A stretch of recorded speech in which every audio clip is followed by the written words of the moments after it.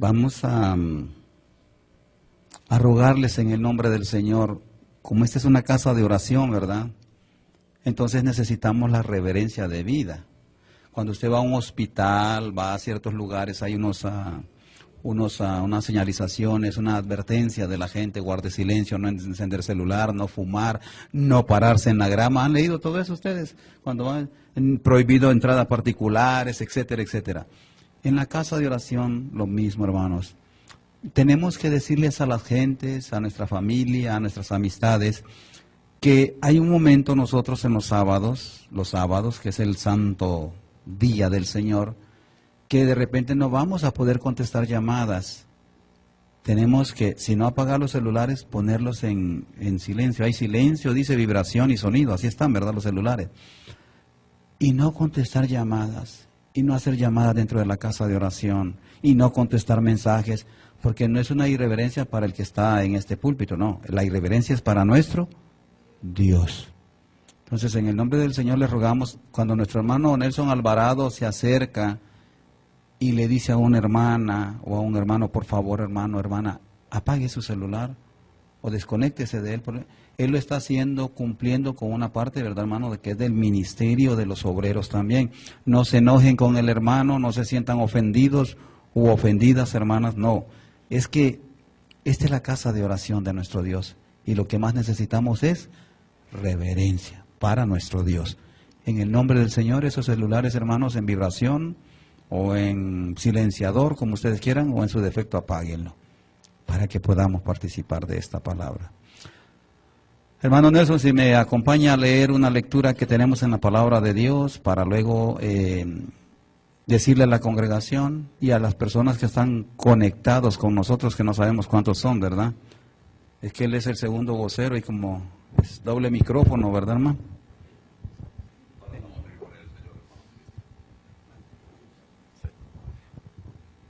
Paz, mis queridos hermanos.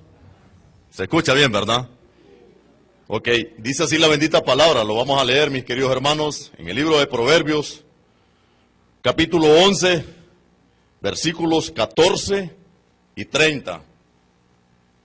Lo tenemos, mis queridos hermanos, dice el 14. Les dije Proverbios, capítulo 11, versículos 14 y 30. 14. Donde no hay dirección sabia, caerá el pueblo, mas en la multitud de consejeros hay seguridad. El 30. El fruto del justo es árbol de vida, y el que gana almas es sabio. Paz, mis queridos hermanos. Gracias, hermano Nelson. Un pueblo sin profecía, decía el profeta, ¿qué le pasa? Se disipa, se pierde. Allí leyó el hermano Alvarado que un pueblo sin dirección también se pierde, se cae. En la multitud de consejeros son los predicadores que la iglesia de Dios tiene para hablarle a la iglesia y al mundo entero. Y más adelante el hermano Nelson leía ahí algo muy precioso. Se es sabio o se es una mujer sabia cuando usted trae almas y las gana, ¿para quién? Para Cristo. Así que les ruego en el nombre del Señor que oremos y le pidamos la dirección al que la tiene. Vamos a orar, hermanos.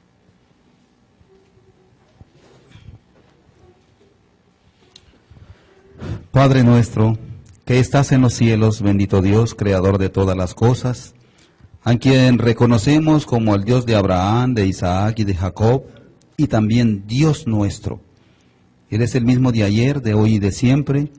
A ti clamamos y a ti pedimos en esta tarde del santo sábado de Jehová, que nos ayudes, Señor, con la palabra, que no venga ni de nuestra boca ni de nuestro corazón, sino de la boca de Jehová.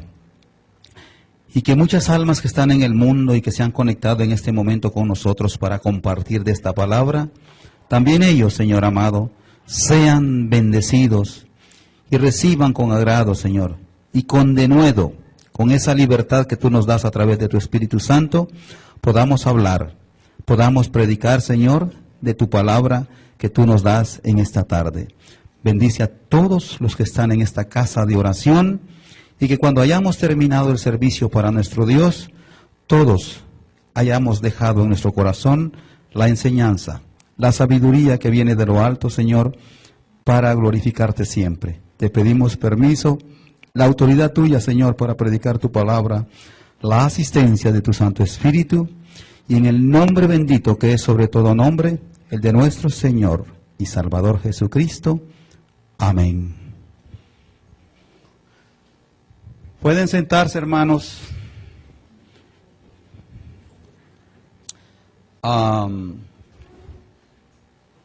Vamos a preguntarles, no sé si a ustedes les ha tocado, pero seguramente con lo que yo les voy a decir en este momento, tenemos compañeros de trabajo, compañeras de trabajo, vecinos, y aún a veces podemos observar esto dentro de la misma iglesia de Dios. Ustedes han encontrado personas que lo ven así como un poco raro a uno.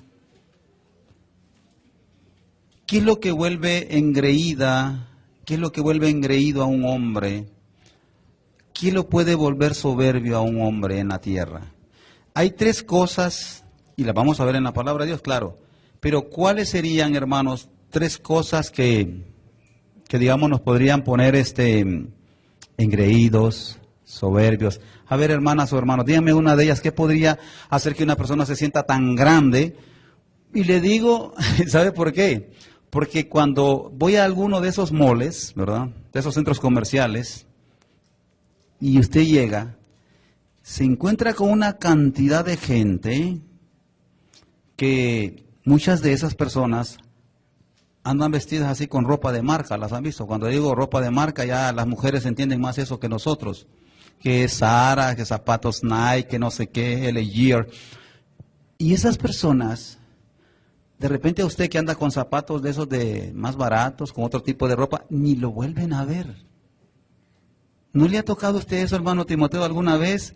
Que usted va ahí como que...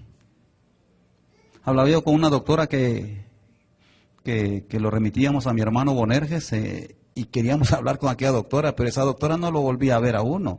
Usted le hablaba a esa doctora y esa doctora no nos miraba.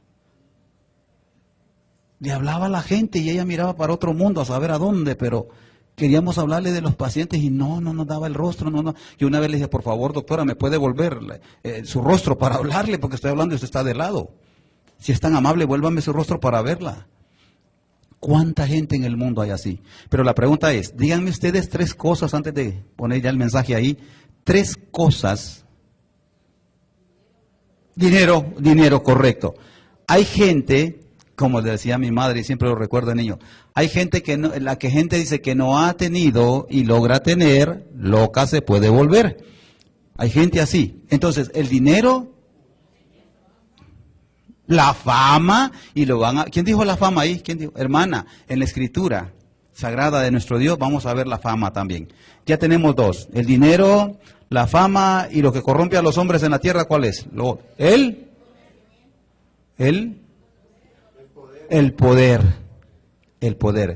Claro que el conocimiento va incluido, como decía mi hermano también, o decía la hermana, el conocimiento, o sea, el conocer, y el predicador de anoche decía y hablaba de máster, de doctorados, de diplomados, de maestrías y una cantidad de cosas que al hombre lo vuelven. Sí. Mire que me contento que estoy viendo al hermano Fernando Midense, y hoy lo estábamos recordando en Obrero, ya está con nosotros el hermano Fernando y nos alegra, hermano, que esté de nuevo ya en casa. Vino con bien, me imagino, rejuvenecido de esas vacaciones que bien merecidas se las tenía. Nos alegra, hermanos, tenerlo con nosotros. Antes del quebrantamiento, ¿es palabra de Dios eso, sí o no? Vuelvo a repetir el título del mensaje. Antes del quebrantamiento es... Entonces, hay dos imágenes ahí. No sé, ese señor se parece a Mourinho, ¿va? ¿Conocen a Mourinho ustedes? ¡Ahí les! Pues mírenlo cómo está. Ese es uno de los entrenadores de fútbol más soberbio que hay en el mundo, si no lo sabían. ¿Por qué será ese señor así? ¿Quién me podría decir por qué ese hombre es famoso? Es famoso. Por la fama. Y no, tiene fama, ¿qué más tiene? Tiene dinero y tiene eso también. ¿Verdad que no es cualquier equipo del mundo que lo va a contratar? Él no va a venir a un equipo de acá de Honduras. Es carísimo, ¿verdad? ¿Y cómo es este señor? Engreído. ¿Cuántos Mourinhos o Mourinhos hay en el mundo? Y vean el que está acá. Vean el que está acá. En la misma iglesia de Dios hay una parábola. El fariseo de pie decía, Señor, te doy gracias porque doy los diezmos de todo, oro 3 veces al día, yo ayuno, yo hago oración, yo no falto a los cultos, yo soy obediente, yo soy esto y lo otro. Y había uno que estaba como esta imagen que está aquí al lado derecho, y aquel decía, ¿cómo decía, hermanos? Sea a mí propicio que soy pecador. La arrogancia y la humillación. Y la palabra dice que antes del quebrantamiento es la soberbia.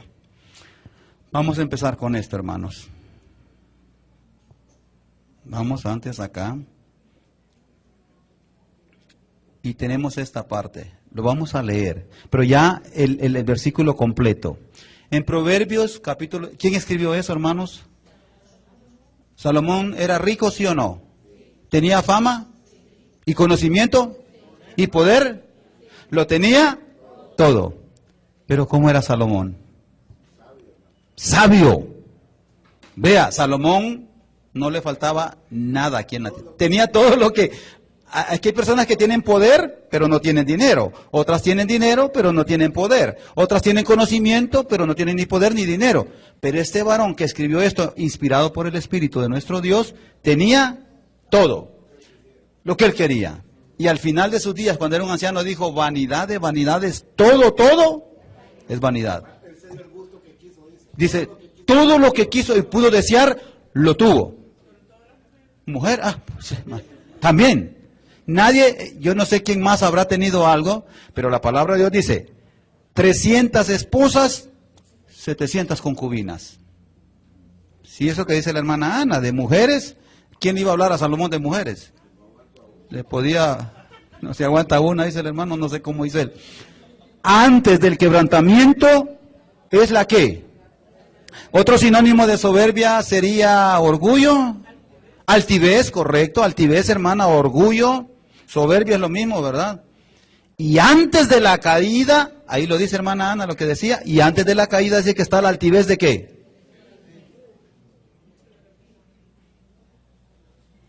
Qué terrible es, hermano, encontrarse con compañeros de trabajo, con vecinos, y habrán algunos vecinos que ustedes tienen que ni le dirigen la palabra, y usted nunca se ha peleado con ese vecino, pero ese vecino no le habla a usted por la clase de automóviles, por el dinero, o por la casa, quién sabe, pero, o porque es un estudiado, o porque es un preparado, y no le dirige la palabra. Pero hay personas en el mundo que son así. Pero la palabra de Dios amonesta que antes del quebrantamiento es la soberbia y antes de la caída, la altivez de ¿qué? De espíritu.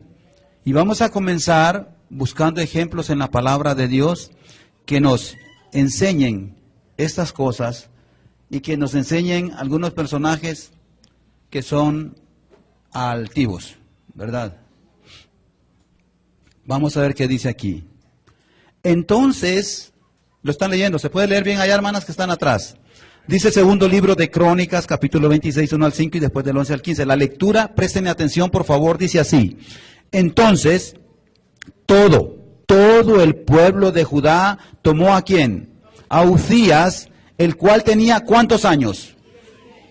Un niño, porque esos hombres de aquella edad antes eran niños. Uno de 16 años era un niño todavía. Y lo pusieron por rey. ¿En lugar de quién? De Amasías, su padre. Y mire la historia de este rey Uzías, cómo comienza. Uzías, dice la palabra del Señor, edificó él a Elot y la restituyó a Judá después que el rey Amasías durmió con sus padres. Dice así. Y sigue diciendo, de 16 años era Uzías cuando comenzó a reinar y 52 años. ¿Se imagina usted lo que es reinar 52 años, hermano? Es más de medio siglo. Es más de medio siglo. 52 años reinó en Jerusalén. El nombre de su madre fue Jecolías de Jerusalén. Y mire cómo empieza la vida de este varón. ¿Y sabe por qué? Le quisiera pedir en esta tarde que usted se identificara con estos personajes en la palabra de Dios. Trate de identificarse al final del mensaje con cuál de todos usted se puede asimilar e identificar, hermano Denis. Gracias. E hizo lo recto ante los ojos de Jehová, conforme a todas las cosas que había hecho Amasías, que fue otro rey antes que él, su padre. ¿Empezó bien? Empezó bien. ¿Haciendo qué cosa? Lo recto ante los ojos de Jehová. Y dice el 26:5. Y dice que persistió. Eso que está en letra cambiada o en otro color es para que la Grey y los que nos están conectados en el mundo puedan entender que lo que está en letra cambiada de color es para hacer énfasis en el porqué de todas estas cosas. El mensaje nos va a ir diciendo en esa letra de este color amarillo. Y persistió, dice, en buscar a Dios en los días de ¿quién? De Zacarías, entendido en visiones de Dios. Y en estos días que buscó a Jehová, ¿qué hizo el Señor? Ahora, fíjense ustedes ahí. ¿Él estaba solo o había alguien que le ayudaba a Uzías? Había un sacerdote ahí ayudándole. Un profeta de Dios ayudándole. Asesorándole. ¿Se acuerdan qué pasó con el hijo de Salomón? ¿Recuerdan la historia de Salomón? Muere Salomón, toma el reino su hijo. Y se acuerdan que primero buscó a los ancianos y no le gustó lo que los ancianos le aconsejaron. Entonces, ¿qué hizo? Buscó a los que se habían criado con él, a los jóvenes igual que él. Y conocen ustedes la historia de Roboam, ¿verdad? ¿Qué fue lo que pasó? Vamos a ver lo que pasó después con este varón porque estamos viendo a Uzías. Tuvo también Uzías un ejército de guerreros, los cuales salían a la guerra en divisiones, dice, de acuerdo con la lista hecha por mano de Jehiel, escriba, y de Maasías, gobernador, y por mano de Ananías, uno de los jefes del rey.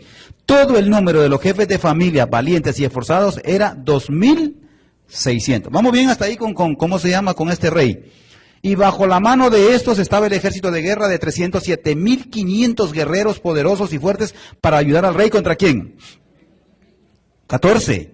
Y Uzías preparó para todo el ejército escudos, lanzas, yelmos, coseletes, arcos y ondas para tirar ¿qué? No se ría que en aquel entonces esas eran las armas más sofisticadas que podían haber en ese momento. Todo esto para Uzías. E hizo en Jerusalén, además de esto, de armas de guerra, del ejército de guerra, hizo otras cosas. Máquinas inventadas por ingenieros. Ya habían ingenieros, ¿verdad? Para que estuviesen en las torres y en los baluartes para arrojar saetas y grandes piedras. Ojo, que allá mi hermana Blanca fue la que dijo, ¿verdad? Lea eso que está en amarillo. ¿Y su qué dice? Vamos, que el rey Uzías, en la medida que iba creciendo, se iba haciendo famoso. Porque dice, y su fama se extendió lejos, ya no solamente en el pueblo de Israel, ya no solamente en Jerusalén, porque fue ayudado maravillosamente hasta hacerse. Ya hay dos cosas ahí, fama allá y poder acá. Uzías, famoso y poderoso. Y a saber si para las mujeres era guapo también, para ponerle un poquito más a él ahí. Una pregunta, los hermanos saben, la gente sabe, ¿qué pasó con Uzías? ¿Qué pasó? ¿O qué sucedió después con el rey Uzías? En amarillo también, más dice la palabra de Dios. Cuando ya era fuerte, su corazón, ¿qué le pasó? ¿Y cómo empieza la historia de Uzías para los jóvenes que están allá? ¿Cómo empieza la historia de Uzías? Empieza que él hacía lo recto ante los ojos de Dios. Tenía un asesor que le ayudaba para que él anduviera. Un consejero espiritual, correcto, era un consejero espiritual. ¿Y qué pasó? Su corazón se enalteció, ¿para qué cosa? Para su ruina, porque se rebeló ¿contra quién? Contra Jehová su Dios, entrando en el templo de Jehová para quemar incienso en el altar de ¿qué? ¿Sabe qué? Llegó a tener tanto poder que él creía que el poder era absoluto y que era de él. Cuando los gobiernos, que lo vamos a ver más adelante, naciones enteras y reinos enteros han caído, ¿de quién es la culpa?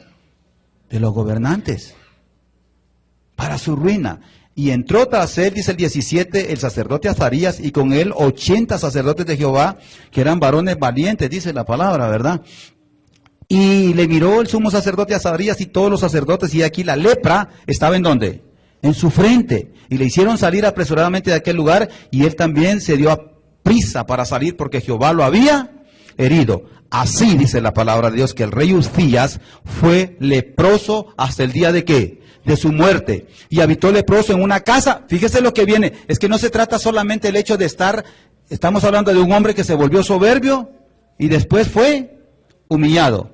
Pero cuando se es humillado por Dios, no es lo mismo que lo humille una persona a usted, hermano Huerto, que lo humille Dios. Cuando Dios humilla es diferente. Tan fue así, que dice en la letra María, y habitó leproso en una casa apartada, por lo cual fue excluido de la casa de ¿quién? Fuera. ¿Se acuerdan cuando vimos al primer Adán que también lo excluyeron y lo sacaron el sábado anterior? Fuera, y le pusieron querubines con espadas que se revolvían. Vas para afuera y aquí no vuelves a entrar. Excluido. Y Jotán, su hijo, tuvo, dice, cargo de la casa real, gobernando al pueblo de ¿qué? Ya entendió la historia de Uzías. Primero con Dios, prosperando en todo, y esto es de sumo cuidado para los que son miembros de la iglesia de Dios aquí en esta tierra.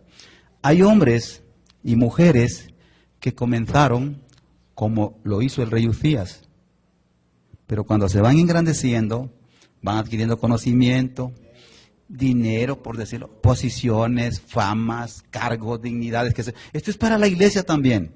Lo mismo de Uzías, ya cuando fue famoso, ya cuando mencionaban su nombre, el hermano Julano, la hermana Julana, entonces pasa lo de Uzías.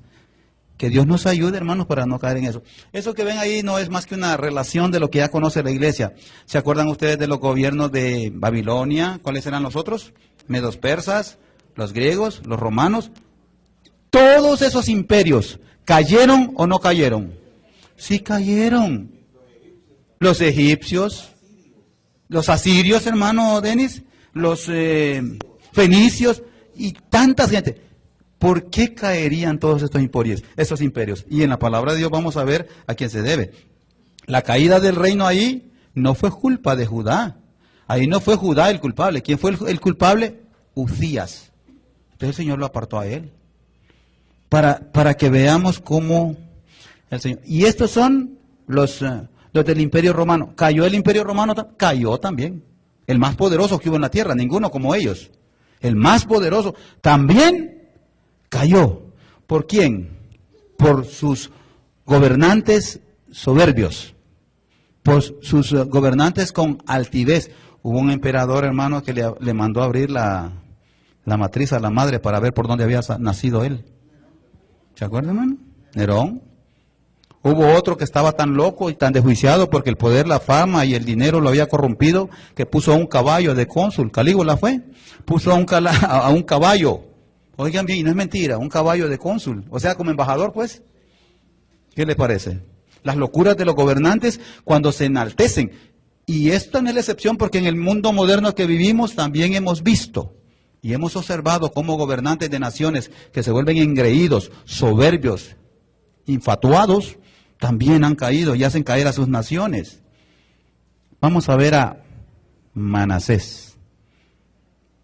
Todos conocen la historia de Manasés. Hermanos predicadores, ¿quién fue? No, hablo del rey Manasés. No estoy hablando del hijo de José, que fue parte de las tribus. No. Estamos hablando de un rey llamado Manasés.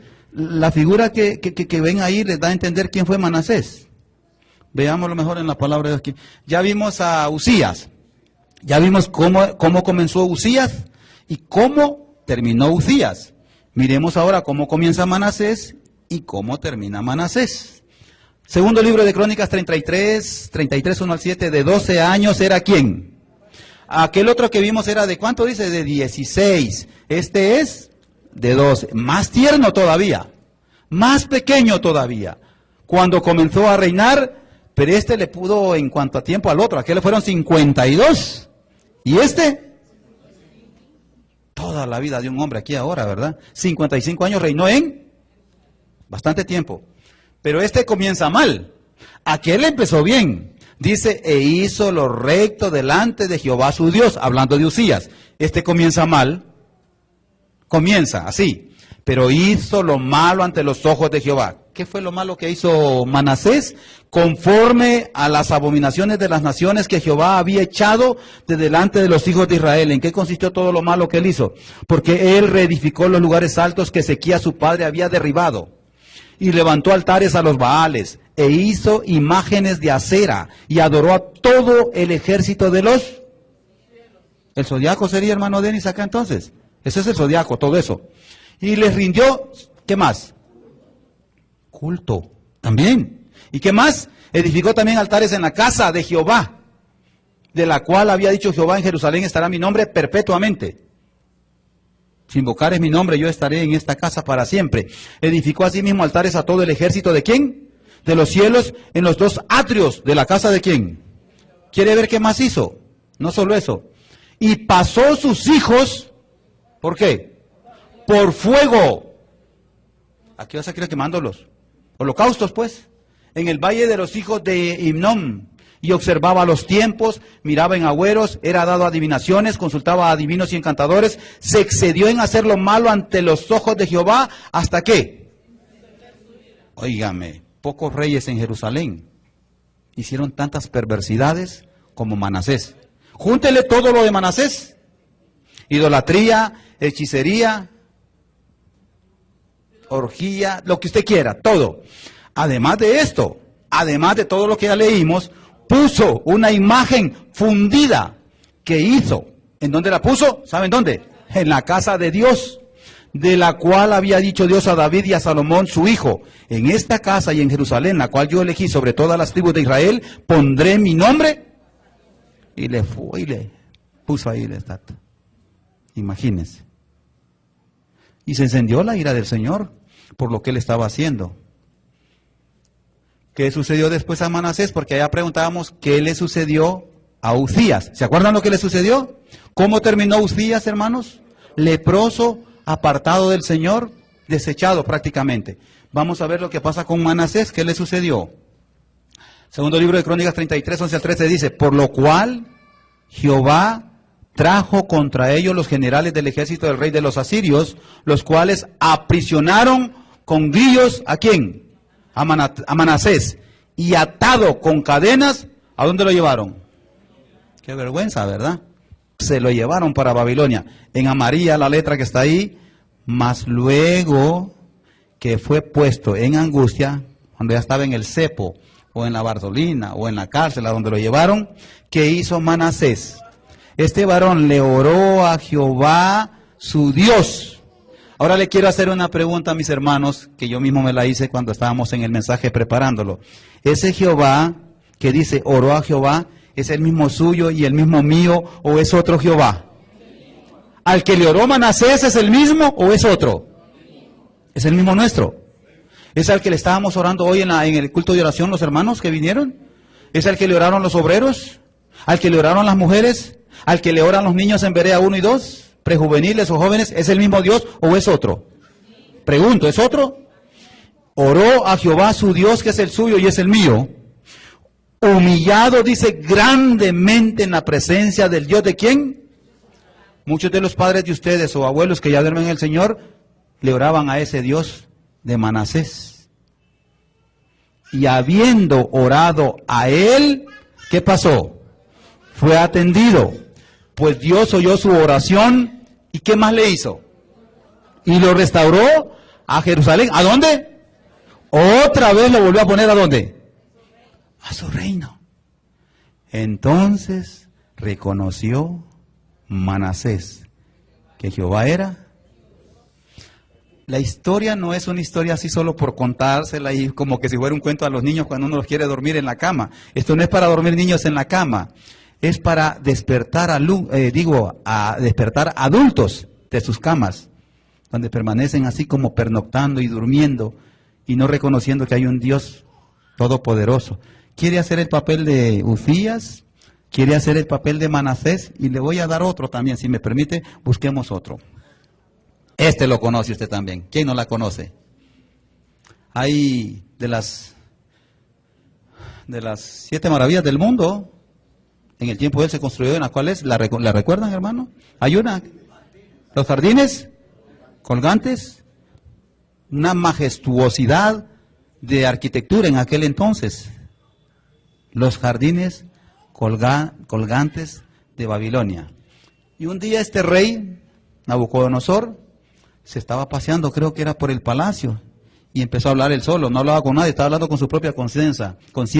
Daniel capítulo 4, versículo 29 al 37, lo leo rápido, dice: al cabo de 12 meses, paseando en el palacio real de Babilonia, Nabucodonosor, claro, siempre en amarillo, dice, habló el rey y dijo, no le habló a otra persona, se lo dijo él solo estaba hablando con su otro yo. Me acuerdo del otro yo del doctor Merengue, ¿se acuerdan los que leían el periódico antes? El otro yo, era el otro personaje que siempre estaba adentro. Le está hablando al otro Nabucodonosor, el que estaba dentro de su corazón. El ego, hermano, el ego. ¿No es esta la gran Babilonia que yo edifiqué para casa real? ¿Con la fuerza de quién? Mire, habló de poder. ¿Ve? Ustedes dijeron que poder, dinero, conocimiento, ¿y cuál era la otra que encontramos? ¿Cuál? Ah, y la fama.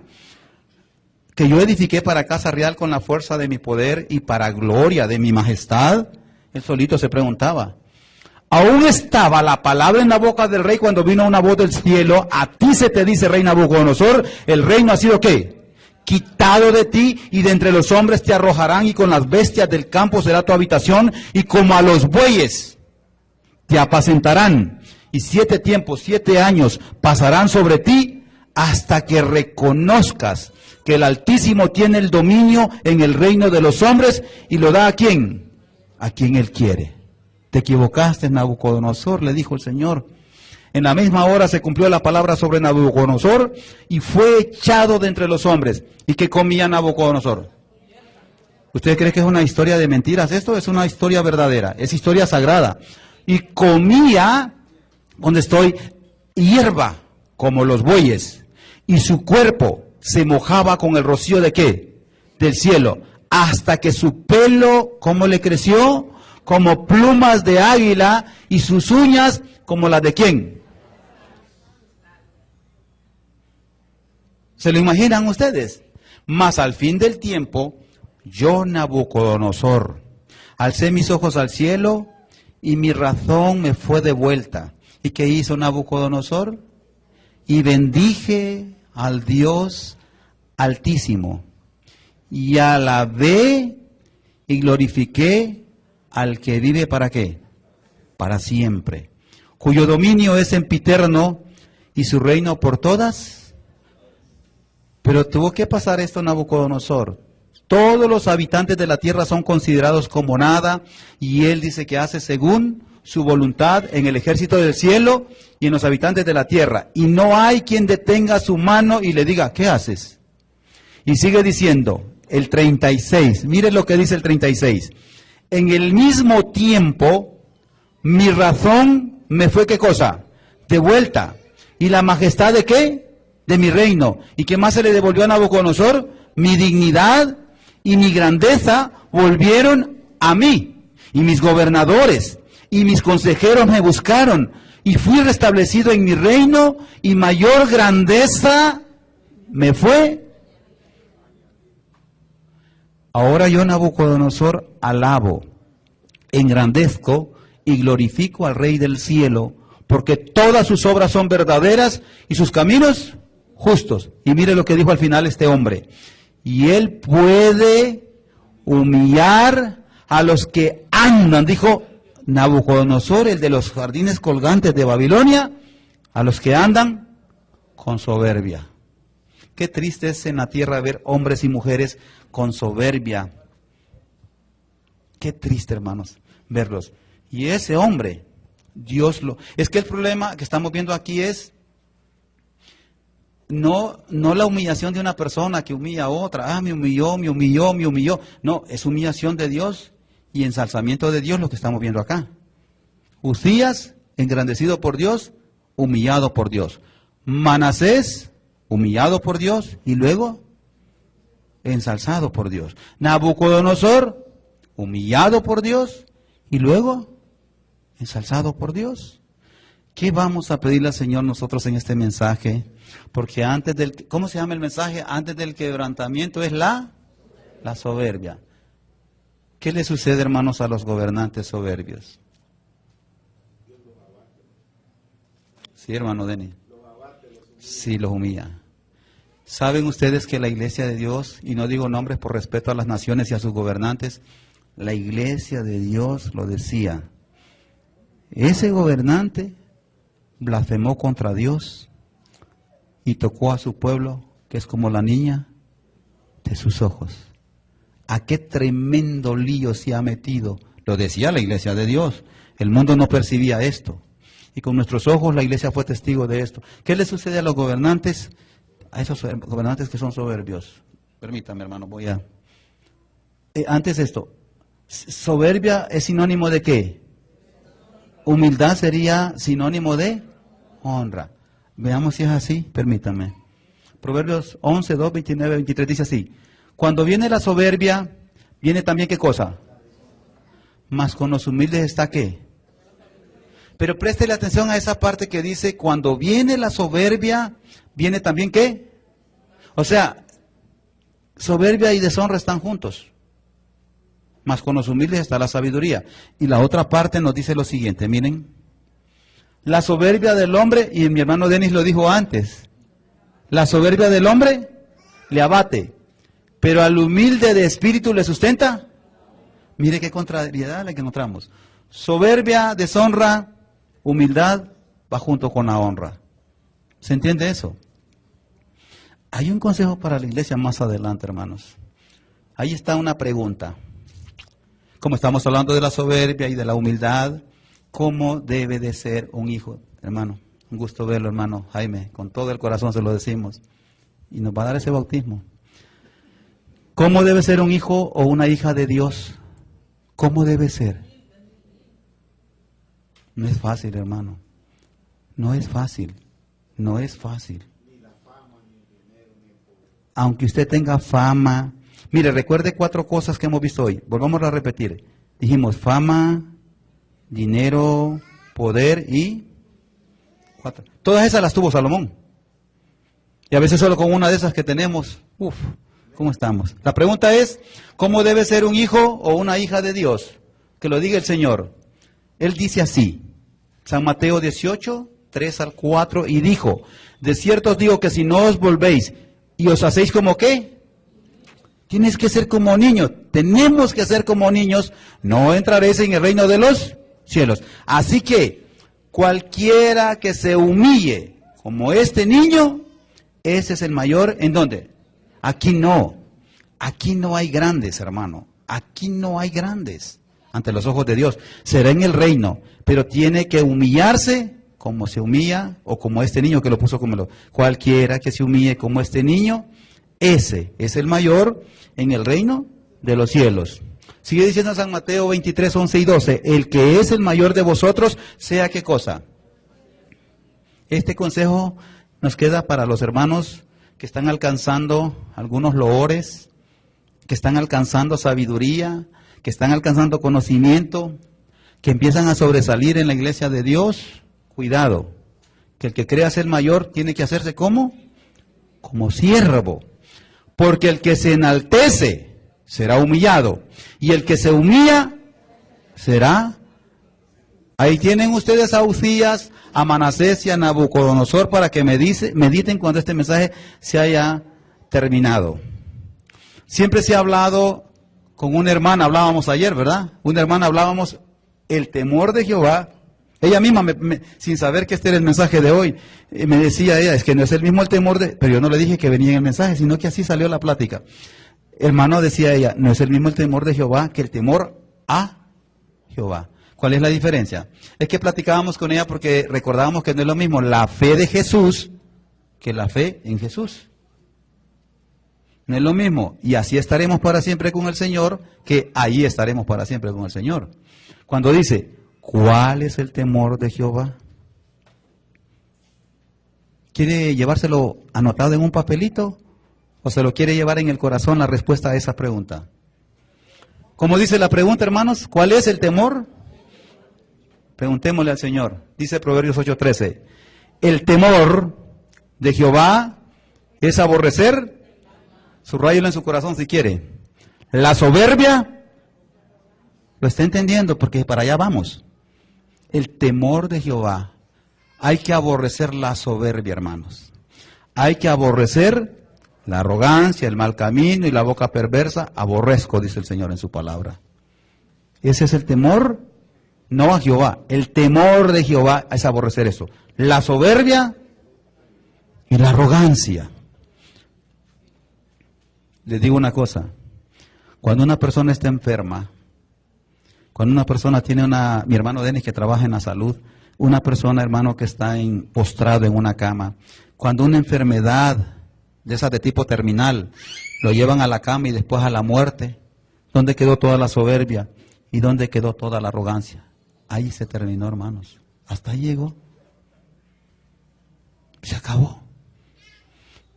Hay personas, no sé si a mi hermano Jaime le ha tocado alguna vez tener usted que a veces se lleva en conversación con esas personas que tienen poder, que tienen... Cuando hablan, hermano, se siente en la palabra la arrogancia, se siente la soberbia. Hay gente que para verle, hermano, le cuesta un mundo en sus oficinas. No es cualquiera el que lo va a ver, no es cualquiera el que va a platicar con él. No es fácil. Hay arrogancia y hay soberbia. Ese es el temor de Jehová. Aquí hay un consejo final. Usted lo toma o usted lo deja. Pero antes de eso, le voy a decir algo a la congregación. Aquí en la iglesia del Señor, y no solo aquí, sino que en todas partes del mundo, tenemos hermanos y hermanas en la fe que tienen hijos, nietos o nietas, qué sé yo, que están preparándose en una carrera universitaria. Algunos ya las coronaron, otros están a punto de coronar esa carrera. Enséñeles en el nombre de nuestro Señor y Salvador Jesucristo a esos hijos y a esos nietos, hermanos, que no los vaya a engrandecer, que no los vaya a volver soberbios cuando lo obtengan. Decía mi hermano predicador anoche, esos títulos, esas maestrías y esos diplomados, que no enfermen a nuestros hijos y que no vean de menos a aquel que no se preparó o que no estudió, porque cuando muera, todos los diplomados, todos los doctorados quedarán colgados en una pared. Y decía el predicador anoche, cuando yo me convierta en un abogado, el Señor cuando me levante no va a decir el abogado fulano de tal, el arquitecto fulano de tal, el doctor fulano de tal. No va a decir así el Señor, sino que con el nombre nuevo, que solo Él va a conocer, el Señor lo va a llamar. Si tuvo fama, dinero, conocimiento o todo lo demás. Hay un consejo final para todos los hijos de Dios y sobre todo para la amada iglesia.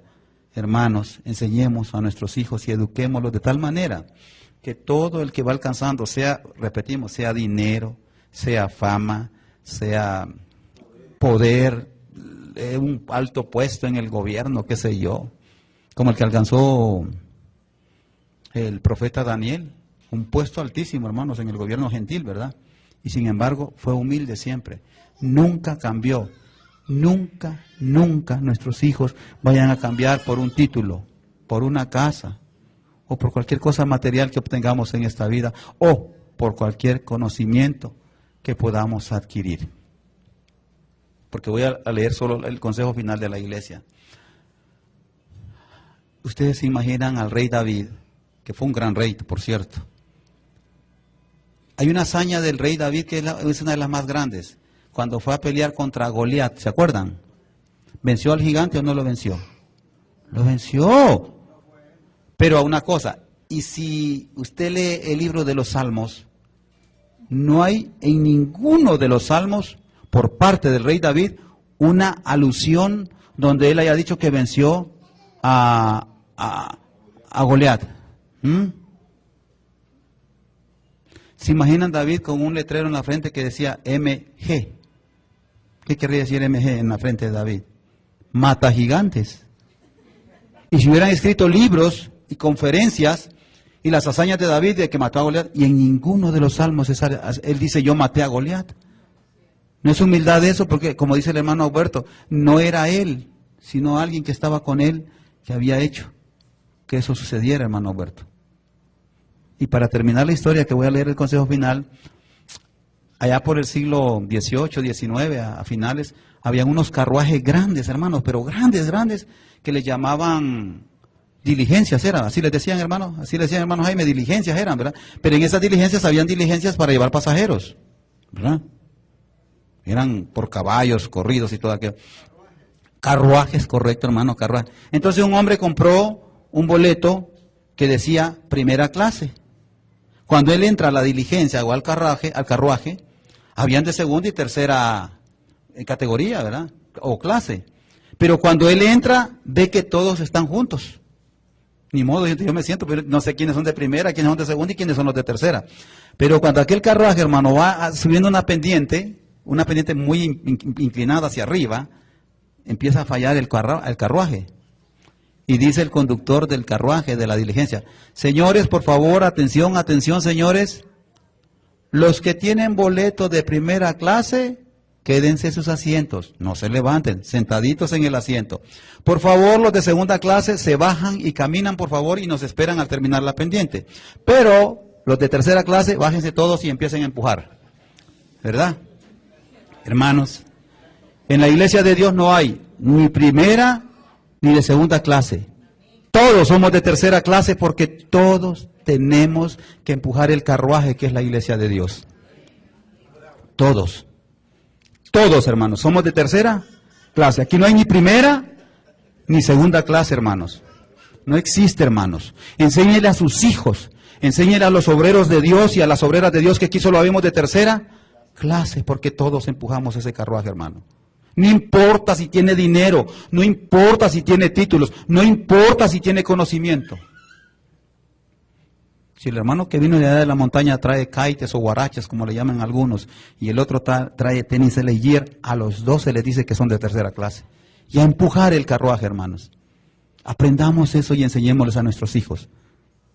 Y esta iglesia va a crecer, porque cuando Cristo venga, nos deja este consejo final que lo voy a compartir con ustedes y ahí terminamos este mensaje. Primero nos da un consejo para la amada iglesia y los que nos estén escuchando en el mundo, que también lo tomen. Romanos 12:16, unánimes entre vosotros. No, hermanos altivos, no. Engreídos. Yo le digo a mi hermano David, hermano Jared, las cosas que ustedes están aprendiendo ahora, ya la iglesia ya las sabe. Para ustedes de nuevo están admirados y están asombrados, pero la iglesia ya lo sabe. Y además, lo que el Señor les está dando a ustedes ya está escrito en su palabra. No es nada nuevo. O para ustedes es nuevo que están descubriéndolo. Siempre ha estado ahí en la palabra de Dios. No altivos, sino, ese es el consejo, sino asociándoos con quién, hermanos, con los humildes. No seáis sabios en vuestra propia opinión. Ojo, que el consejo de Usías, de Manasés y de Nabucodonosor nos haya servido. Llevad, dice San Mateo 11:29-30, mi yugo sobre vosotros y aprended de mí. ¿De quién vamos a aprender? De aquel que dijo que soy manso y humilde ¿de qué? No humilde de mirada, de postura, cómo se siente y cómo se para. En eso no consiste la humildad, sino de corazón. Y hallaréis descanso para vuestras almas, porque mi yugo es fácil y ligera mi carga, hermanos. ¿Qué conclusión tenemos de todo esto? Usías, Manasés, Nabucodonosor y yo. Soberbios no, hermanos. Altivos no. Así no, hermanos. Si aún todavía quedaba algún rasgo de los frutos de la carne que nos vuelve altivos y soberbios, sirve este mensaje, hermanos, para guardarlo en el corazón. Y si está ahí guardado en el corazón, seguramente lo vamos a poner en práctica. Gracias a nuestro Dios, paz a vosotros.